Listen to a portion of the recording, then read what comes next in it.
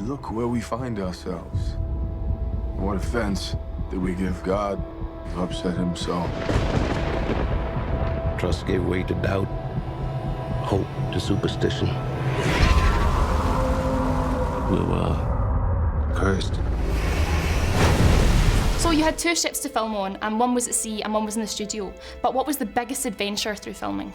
We had 2 months in the Canary Islands, and it was an absolute adventure. You know, we'd sail for 7 hours in one direction, shoot all day, then sail back and shoot again. And yeah, that was unlike anything else I've ever done, and pretty special. When you're in the whale boats, you can't just get off. I mean, it was a big process to try it. We had a sort of barge boat that we could rest on at times, but it was quite dangerous to go from one to the other. So once we were in the whale boats, that was kind of it, really, for the day. And I mean, I did a lot of weeing off the side of the boat, so we were stuck on the boat for a long time. Yeah. But for me, I think that was the biggest adventure, was just being stuck in those boats. So the makeup is absolutely amazing when you're lost at sea, but what's the, like, I'm sure you'll agree, you all looked quite bad at the end of it. You all looked like starving. Yeah, so what's the secret to looking so bad? We just didn't eat much.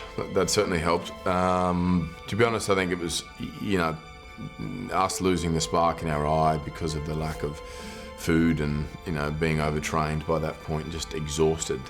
I don't think we could have had that look without actually physically kind of going through it in some way. What's the secret to looking horrible? I don't know, starve, don't eat, you know, that kind of, and have good makeup artists. Like, that's the good thing about movies, is it's an entire team that comes together to make it. The size of the whale was huge, like it was colossal. But did you have anything to base the size on?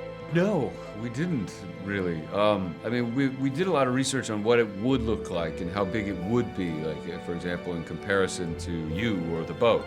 But yeah, a lot of times it was just you know, some grip holding a ball on the end of a stick, or Ron Howard shouting at you through a bullhorn going, "Now it's swimming! Now it's diving!